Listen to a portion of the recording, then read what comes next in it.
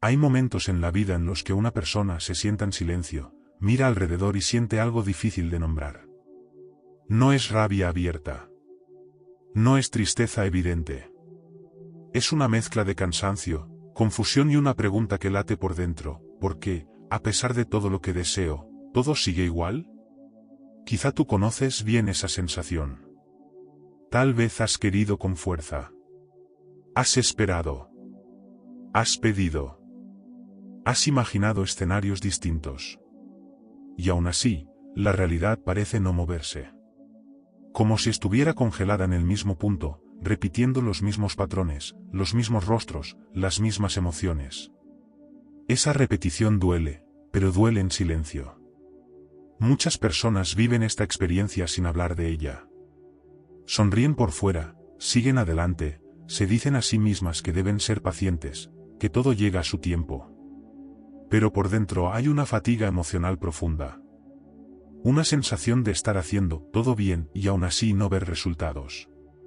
Y en algún punto aparece una herida más delicada, la idea de que quizá hay algo mal en uno mismo.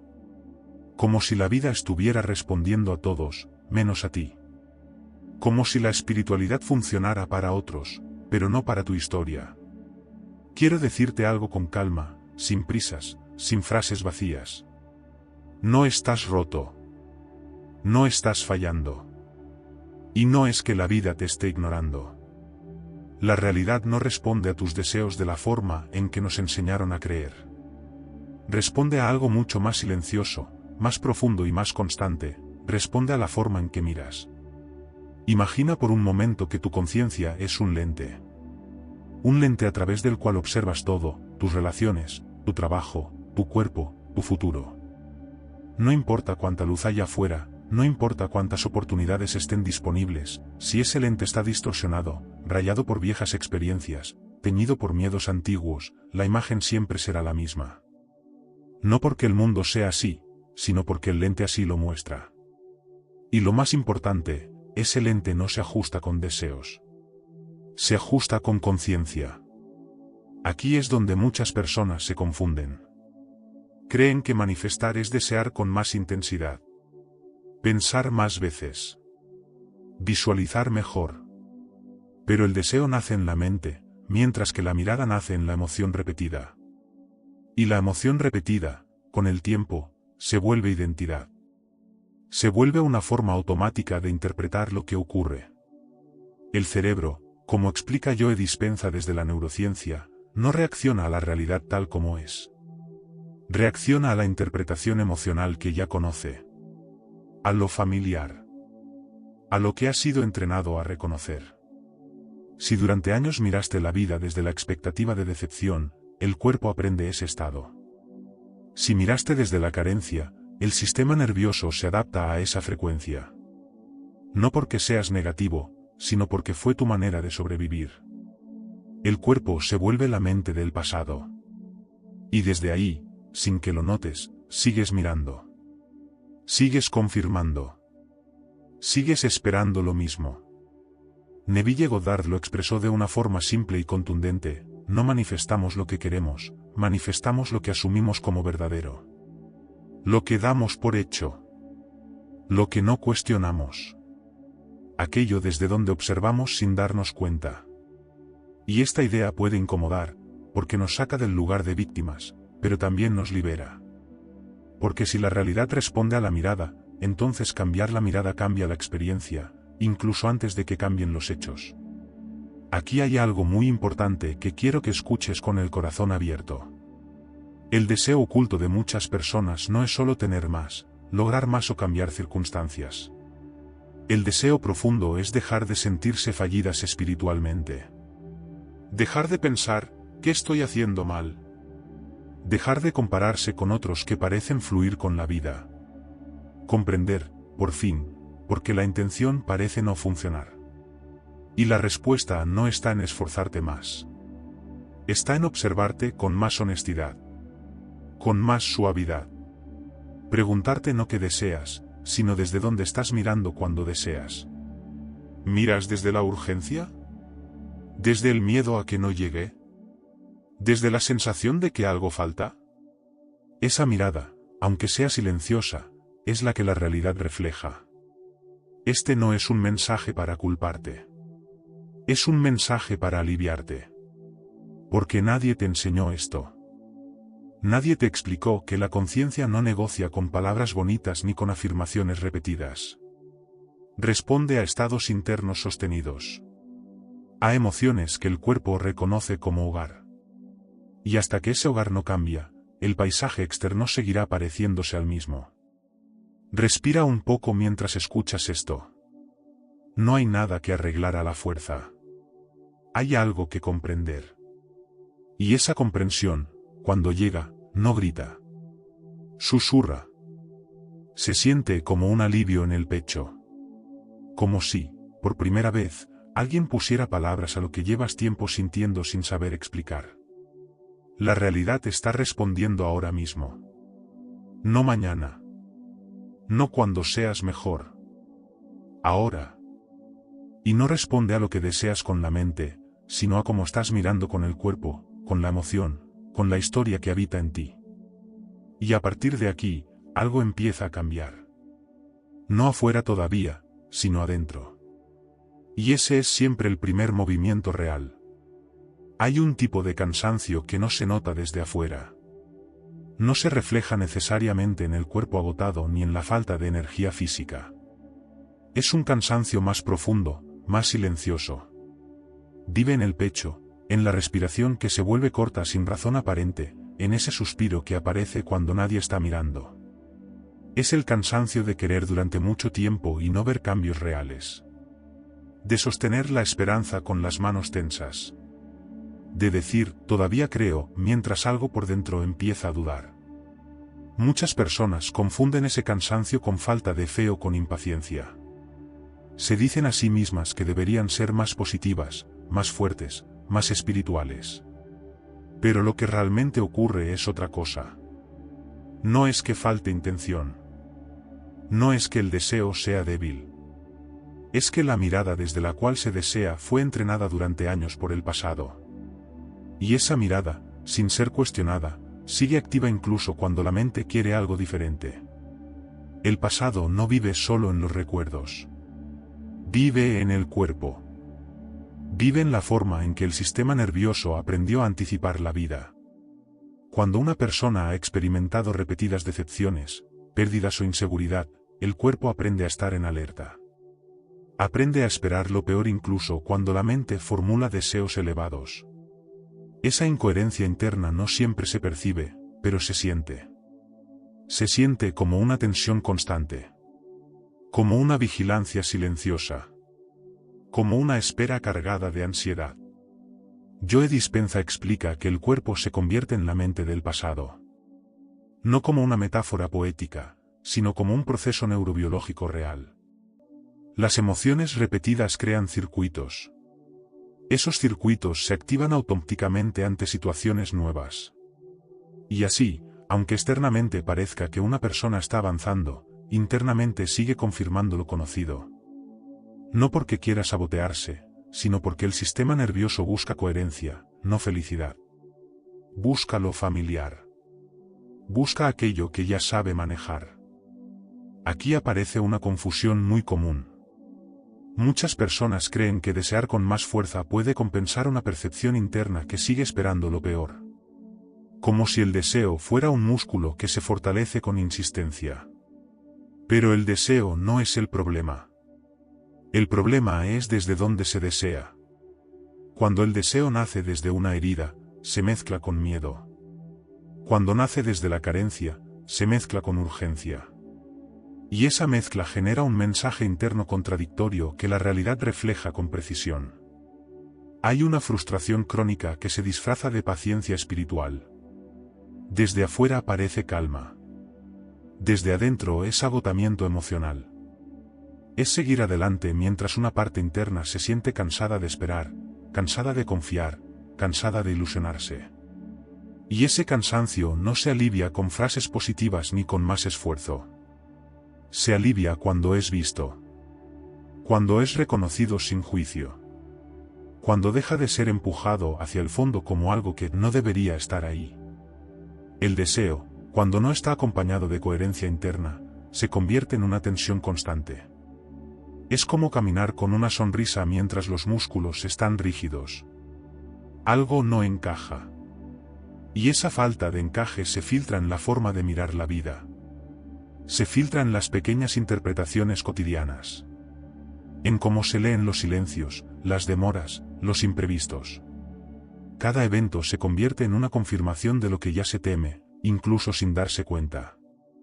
Neville Goddard hablaba del estado asumido. No del deseo formulado, sino del estado interno que se da por hecho. El estado es esa sensación silenciosa de fondo que acompaña los pensamientos. Es el clima emocional interno. Y mientras ese clima no cambia, los pensamientos nuevos no logran echar raíces. Es como sembrar semillas en una tierra endurecida por años de sequía. No es que la semilla sea mala. Es que la tierra necesita otra calidad de cuidado. Muchas personas viven atrapadas en una paradoja dolorosa. Desean profundamente algo diferente, pero miran la vida desde la expectativa de que no funcione. Y esa expectativa no siempre es consciente. A veces se expresa como prudencia, como realismo, como no hacerse ilusiones. Pero en el fondo es una forma de protección. Una forma de evitar otra decepción. El cuerpo recuerda. El cuerpo protege. Incluso cuando la mente quiere avanzar. Aquí es importante comprender algo con suavidad. No hay error moral en esto. No hay fallo espiritual. Hay aprendizaje emocional. Hay adaptación. Hay una inteligencia del cuerpo que buscó sobrevivir. Pero esa misma inteligencia, si no es actualizada, sigue operando con mapas antiguos en un territorio que ya cambió. Y entonces la persona se pregunta por qué, a pesar de querer algo nuevo, la experiencia sigue siendo la misma. La metáfora es clara y profundamente honesta. Es como regar una planta todos los días mientras se pisa la raíz sin notarlo.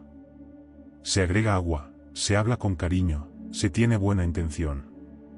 Pero la raíz sigue bajo presión. Y luego aparece la confusión, porque no crece. El problema nunca fue la falta de agua. Fue la presión constante en el lugar más sensible.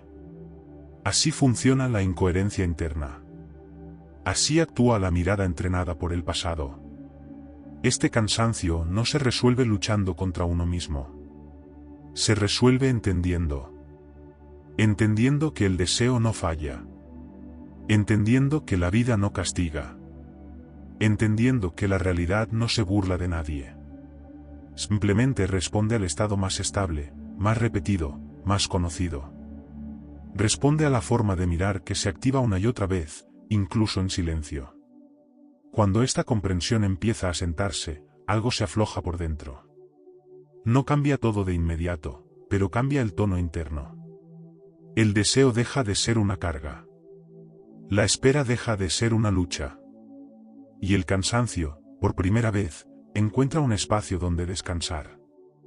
No porque todo se haya resuelto, sino porque ahora hay una mirada más honesta hacia lo que realmente está ocurriendo dentro. Y esa honestidad, aunque al principio incomode, es siempre el inicio de un cambio real. Hay una trampa que no se presenta como oscuridad, sino como luz. No se siente como un conflicto interno evidente, sino como una aparente elevación. Es una trampa silenciosa, sofisticada, y por eso mismo tan difícil de reconocer. Aparece cuando la espiritualidad deja de ser un espacio de transformación íntima y se convierte en una forma de actuación interna, casi imperceptible, incluso para quien la vive.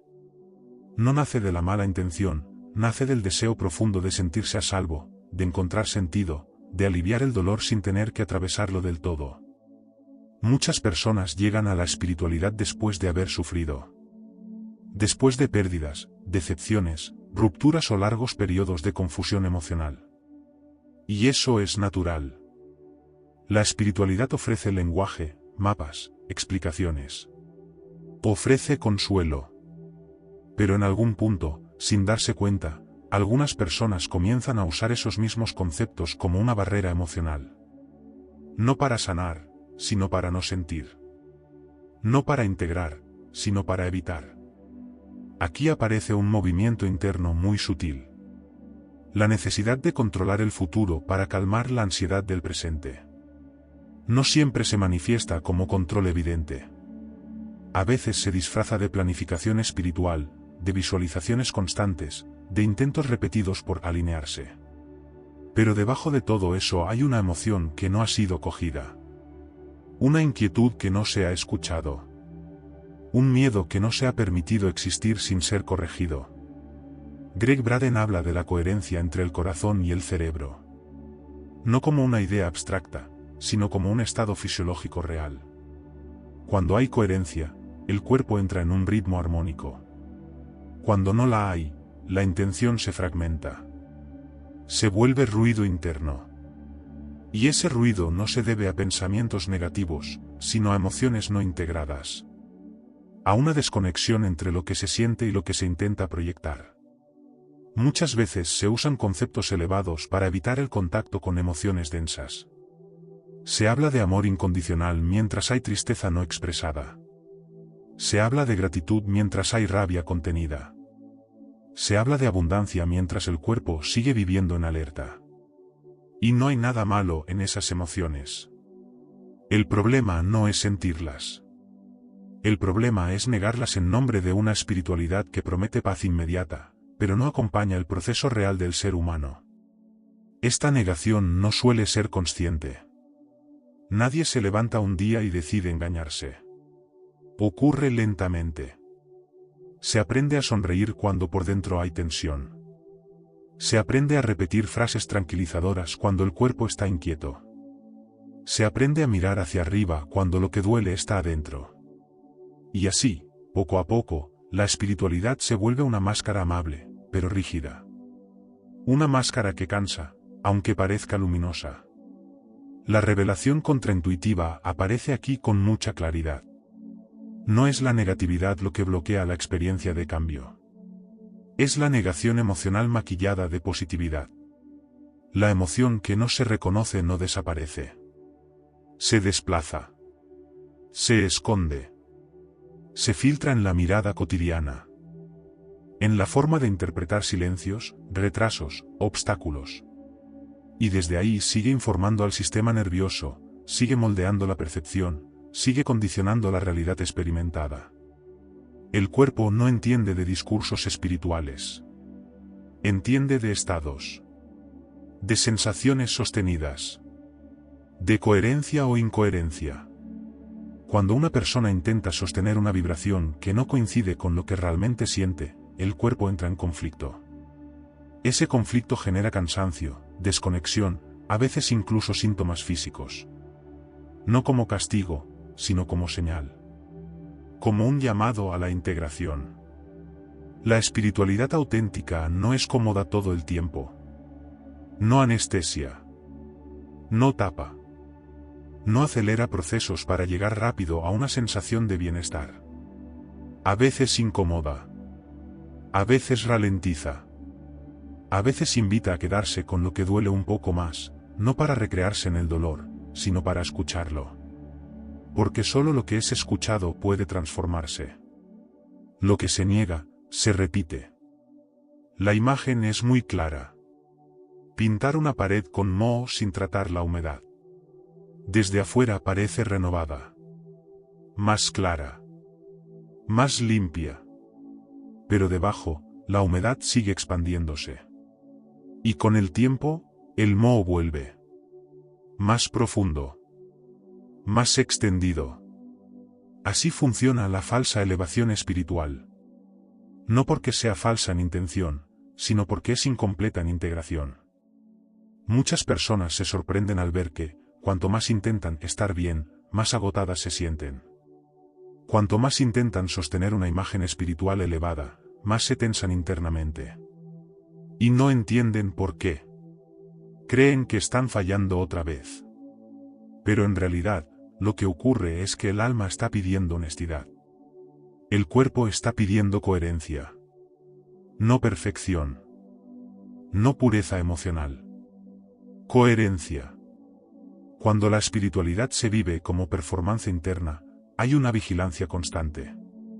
Una observación rígida de los propios pensamientos y emociones.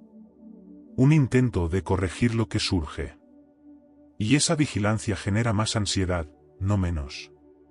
Porque el sistema nervioso no descansa cuando siente que debe estar siendo corregido todo el tiempo. Descansa cuando se siente aceptado tal como está, incluso en sus contradicciones. Este punto suele generar resistencia. Porque muchas personas temen que, si permiten sentir emociones densas, se quedarán atrapadas en ellas. Pero la experiencia real muestra lo contrario. Lo que se permite, se mueve. Lo que se reprime, se fija. La coherencia emocional no nace de eliminar emociones, sino de permitir que circulen sin juicio. Y esa circulación cambia la forma de mirar, sin esfuerzo, sin imposición. Aquí, algo empieza a reordenarse internamente. La intención deja de ser un acto forzado. La espiritualidad deja de ser una tarea. Se vuelve un espacio de verdad. Un lugar donde no hay que sostener nada artificialmente. Y desde ese lugar, la mirada se suaviza. Se vuelve más honesta. Menos tensa. Menos urgente. Y esa nueva mirada, silenciosa pero consistente, comienza a generar una respuesta distinta de la realidad. No porque el universo premie la autenticidad, sino porque el cuerpo, al sentirse coherente, deja de emitir señales contradictorias. La mente se aquieta. El corazón encuentra ritmo. Y en ese estado, sin buscarlo, algo empieza a cambiar. No como un milagro repentino, sino como un ajuste profundo. Como cuando una tensión antigua se libera, de pronto, la respiración llega más hondo. La espiritualidad que transforma no es la que promete escapar del dolor, sino la que permite atravesarlo con conciencia. No la que exige luz constante, sino la que integra la sombra sin miedo. Y cuando esa integración ocurre, la trampa se disuelve. La performance se cae. Y lo que queda no es una versión ideal de uno mismo, sino una presencia más real, más entera, más viva. Desde ahí, la mirada ya no necesita fingir. Y la realidad, una vez más, responde a eso. Existe una creencia profundamente arraigada que atraviesa culturas, religiones y caminos espirituales, la idea de que la vida premia o castiga según lo que hacemos. Cuando algo no funciona, cuando un deseo no se concreta, cuando un proceso se retrasa, aparece la sensación de haber hecho algo mal. Como si hubiera una fuerza externa evaluando cada paso. Como si el universo estuviera tomando nota de errores invisibles. Esta interpretación no nace de la verdad, nace del miedo. Y ese miedo, sin notarlo, se convierte en la lente desde la cual se observa todo. Neville Goddard ofreció una comprensión radicalmente distinta. Para él, el estado de conciencia es la causa, y los hechos son el efecto retrasado. No hay castigo. No hay premio. Hay correspondencia. La realidad no juzga, refleja. No responde a lo que se pide, sino a lo que se sostiene internamente como normal, posible, inevitable. Y ese sostenimiento no siempre es verbal. Es emocional. Es corporal. Es una sensación de fondo que acompaña la vida cotidiana. Aquí aparece una falla energética silenciosa que muchas personas no reconocen. Mirar la vida desde la espera. No desde la presencia, sino desde un todavía no. Desde un cuando pase esto, entonces. Desde un cuando llegue aquello, recién ahí. Esa espera no siempre se siente ansiosa. A veces se siente prudente, paciente, incluso madura. Pero en el fondo mantiene al cuerpo fuera del presente. Y un cuerpo fuera del presente no puede percibir nuevas posibilidades. Solo confirma lo que ya conoce. La espera crea una relación particular con la realidad. Todo se vive como antesala. Como transición. Como algo que todavía no es la verdadera vida. Y mientras tanto, la atención se proyecta hacia adelante. Hacia un futuro imaginado que promete alivio. Pero el sistema nervioso no vive en el futuro. Vive en el ahora. Y si el ahora está habitado por la sensación de que esto no es suficiente, esa sensación se vuelve el mensaje principal que se emite. La mayoría de las personas intenta cambiar los resultados sin cuestionar el filtro emocional desde donde interpreta todo. Se enfocan en modificar circunstancias externas, en ajustar estrategias, en reformular deseos. Pero el filtro sigue intacto. Ese filtro es la suma de experiencias pasadas, emociones repetidas, conclusiones no revisadas. Y mientras ese filtro no se suaviza, todo lo nuevo pasa por él y sale con el mismo color. El observador interno cumple un papel central en este proceso. No como una entidad mística, sino como la forma habitual de interpretar lo que ocurre. Ese observador no es neutral. Tiene historia. Tiene memoria. Tiene preferencias. Y sobre todo, tiene expectativas. Incluso cuando la mente cree estar abierta, el observador puede seguir esperando confirmaciones antiguas. Y esas confirmaciones aparecen, no porque la vida sea limitada, sino porque la atención selecciona aquello que coincide con lo esperado. Aquí surge una comprensión que suele generar alivio. La realidad no está en contra. No está probando nada. No está enseñando lecciones a través del dolor. Está respondiendo con precisión a la frecuencia más estable, más repetida, más familiar. Responde al tono interno, no a la narrativa externa. Responde a la postura emocional, no a la intención declarada. Muchas personas experimentan alivio en un momento muy específico. No cuando logran algo, sino cuando dejan de vigilar el resultado. Cuando sueltan la observación tensa, expectante. Cuando el deseo deja de ser una tarea mental constante. En ese instante, algo se relaja. Y esa relajación no es resignación. Es presencia. Es un volver al cuerpo. Es dejar de estar en guerra con el tiempo. El ejemplo aparece una y otra vez. Personas que durante años intentaron manifestar alivio, estabilidad o claridad, y solo lo sintieron cuando dejaron de comprobar si ya estaba ocurriendo. No porque se rindieran, sino porque salieron de la postura del observador ansioso. Ese observador que mira para confirmar si algo falta. Que revisa señales. Que interpreta cada pequeño evento como una prueba. Cuando ese observador se aquieta, la experiencia cambia. La metáfora del eco es precisa. El eco no decide qué devolver. No elige. No discrimina. Simplemente replica el tono que recibe. Si la voz sale tensa, el eco vuelve tenso. Si sale suave, vuelve suave.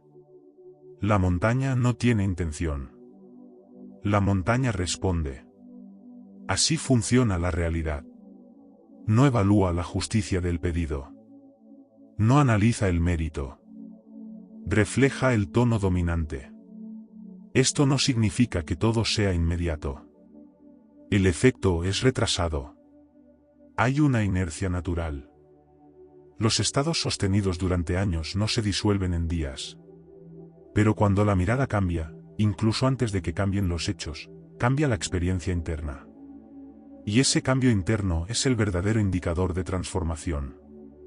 Porque cuando la experiencia interna se modifica, el observador deja de confirmar lo viejo. La presencia tiene una cualidad muy particular. No espera. No empuja. No compara. Está. Y al estar, permite que el cuerpo salga del modo anticipatorio. El sistema nervioso se regula. La percepción se amplía. Se empiezan a notar detalles que antes pasaban desapercibidos. Oportunidades pequeñas. Gestos simples. Cambios sutiles. No como señales mágicas, sino como partes de una experiencia más viva. La mirada desde la presencia no niega el deseo. Lo desacopla de la urgencia. Lo saca del terreno de la carencia. Y en ese movimiento, el deseo se vuelve más claro. Menos reactivo. Menos condicionado por el miedo a que no ocurra.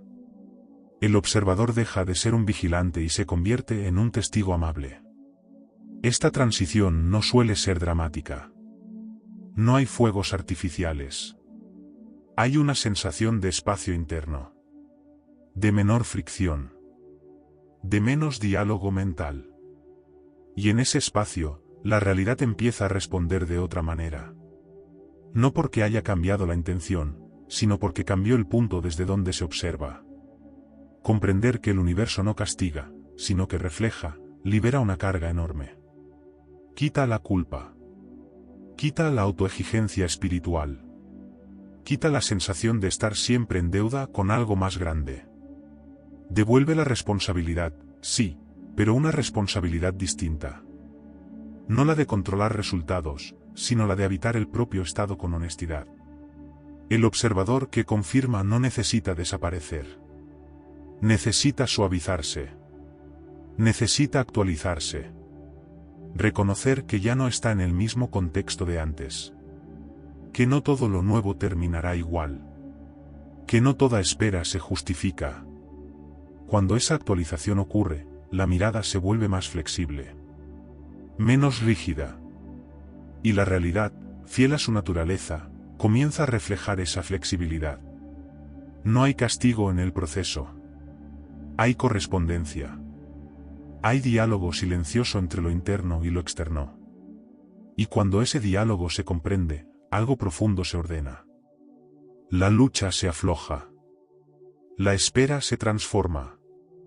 Y el observador, por primera vez en mucho tiempo, deja de buscar pruebas para simplemente estar. Desde ahí, la respuesta ya no se siente como un desafío, sino como una continuidad natural. Hay una idea muy extendida que asocia el cambio profundo con momentos extraordinarios. Grandes decisiones, rituales intensos, experiencias límite. Como si la transformación solo pudiera ocurrir en escenarios especiales, separados de la vida común. Sin embargo, la mayor parte de lo que define una realidad no se construye en esos picos, sino en lo aparentemente pequeño, repetido y cotidiano. En la forma en que se mira un mensaje que tarda en llegar. En cómo se interpreta un silencio. En el tono interno con el que se atraviesa una mañana cualquiera. La mirada cotidiana no suele llamar la atención porque es automática. Opera en segundo plano. No se anuncia. Simplemente está ahí, coloreando la experiencia. Y precisamente por eso es tan poderosa. No necesita grandes eventos para influir. Actúa en micropercepciones constantes. En esos instantes breves en los que el cuerpo interpreta antes de que la mente formule palabras. Ahí se decide mucho más de lo que parece. Durante años, muchas personas han buscado cambios a través de grandes gestos de intención. Han esperado sentir algo extraordinario, una certeza absoluta, una señal clara. Pero mientras tanto, la mirada diaria seguía intacta. Seguía filtrando la experiencia desde los mismos patrones emocionales. Y así, aunque por momentos aparecía entusiasmo, la base seguía siendo la misma. La manifestación, entendida desde esta perspectiva, no ocurre en momentos aislados, sino en la suma de interpretaciones mínimas que se repiten todos los días.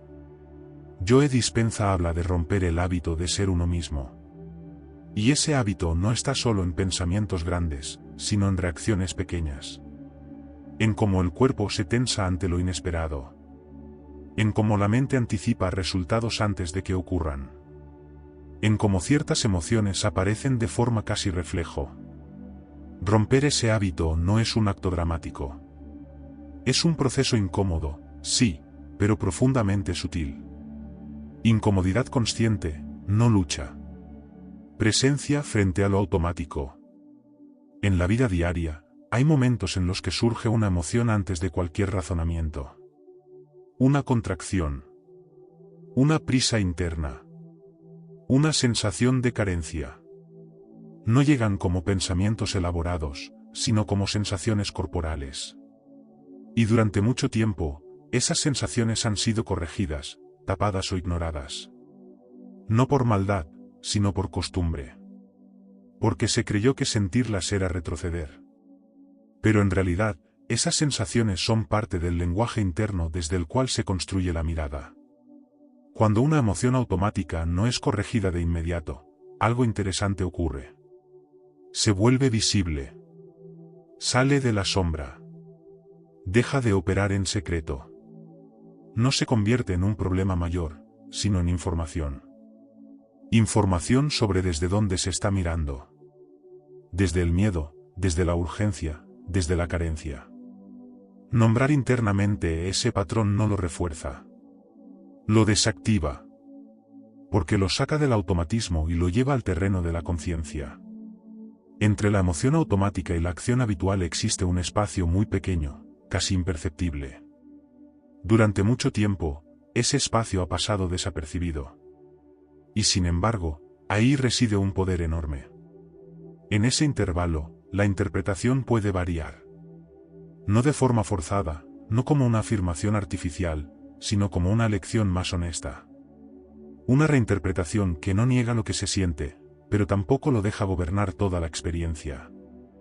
La reeducación de la mirada no implica cambiar lo que ocurre afuera. Implica modificar la lectura interna de lo que ocurre. Y esa lectura, cuando cambia, modifica la experiencia corporal. El cuerpo deja de reaccionar siempre igual. El sistema nervioso recibe señales distintas. Menos urgencia. Menos defensa. Más espacio. Y ese espacio interno se traduce en decisiones más claras, más simples, menos reactivas. Hay un signo sutil que suele aparecer cuando esta reeducación empieza a sentarse. No es euforia. No es entusiasmo constante. Es una disminución de la urgencia por resultados. Una sensación de que no todo depende de que algo ocurra ya. Al mismo tiempo, surge una claridad inesperada en decisiones pequeñas. Conversaciones que se encaran de otra manera. Límites que se sienten más naturales.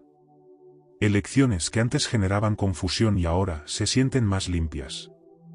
Este cambio no se vive como un logro. Se vive como un ajuste. Como si algo interno se alineara sin esfuerzo.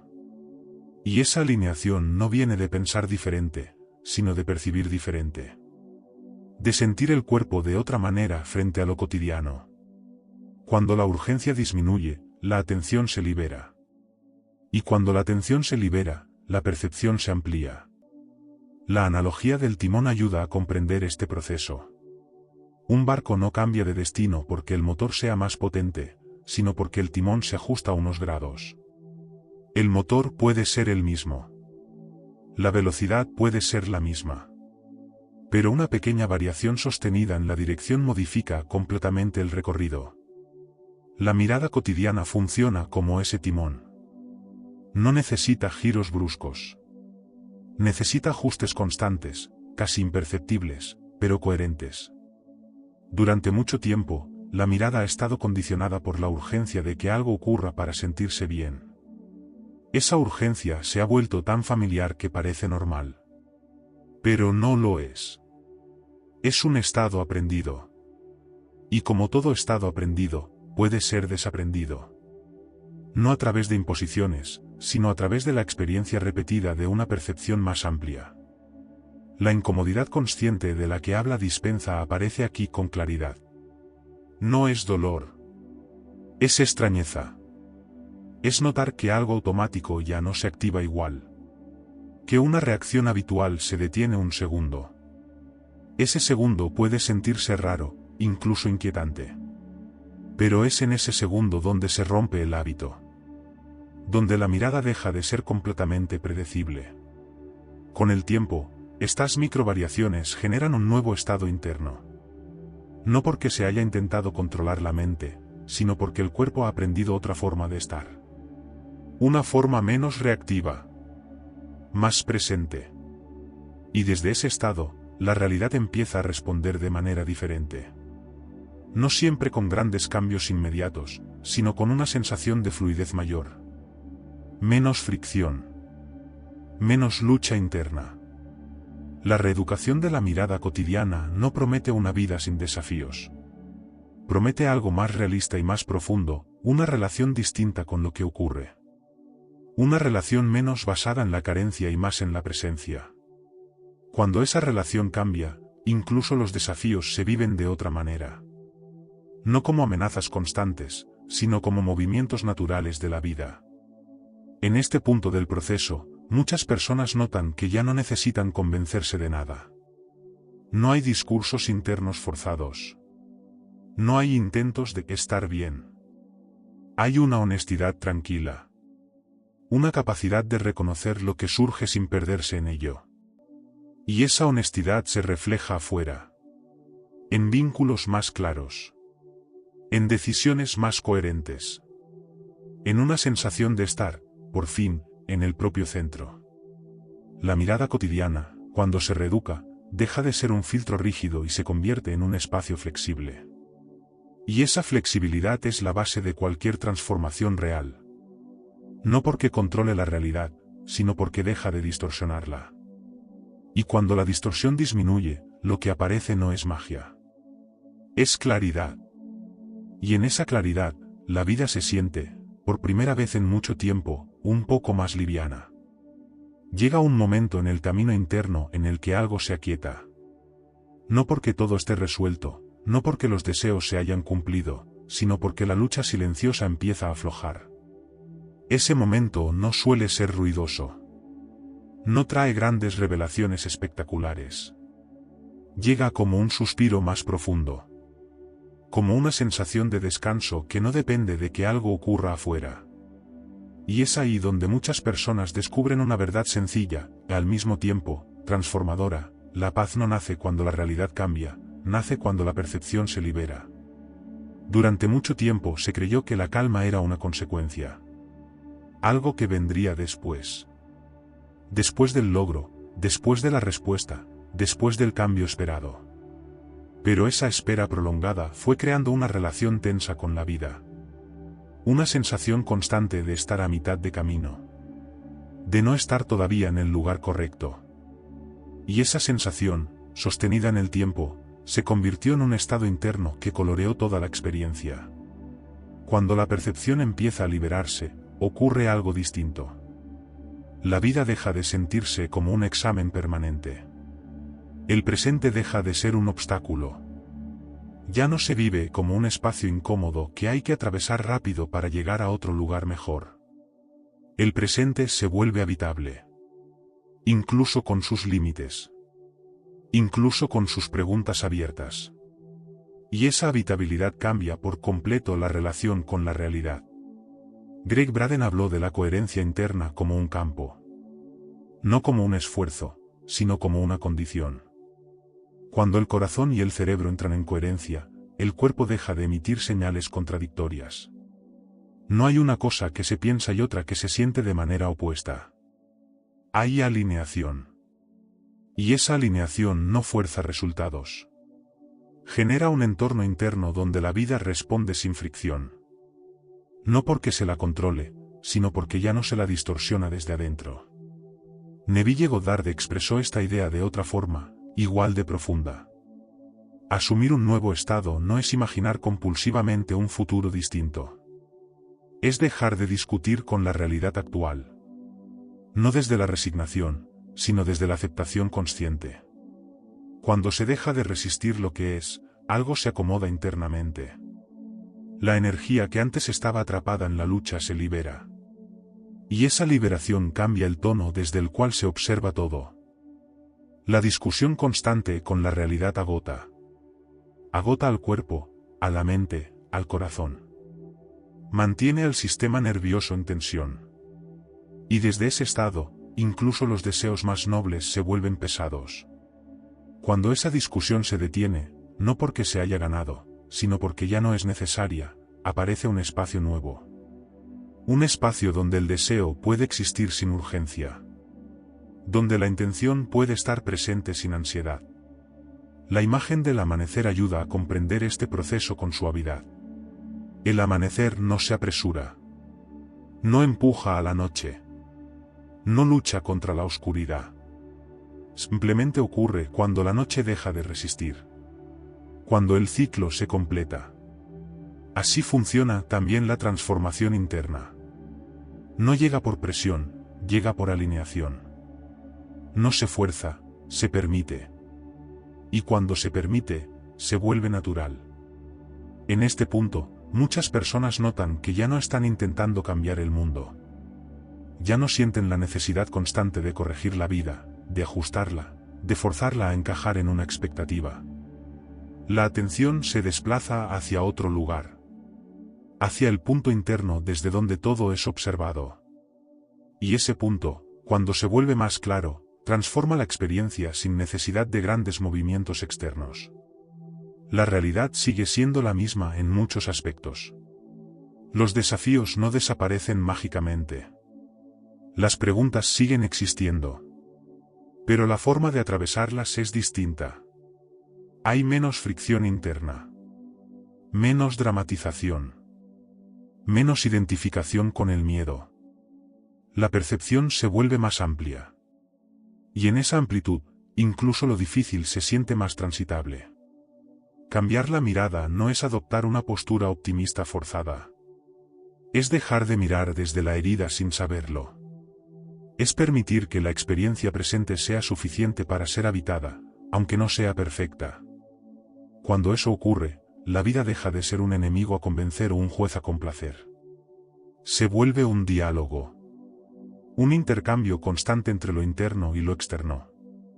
La invitación final de este recorrido no apunta a transformar circunstancias específicas. Apunta a algo más esencial. A reconocer el lugar interno desde donde se observa todo. Ese lugar puede estar teñido de miedo, de carencia, de urgencia.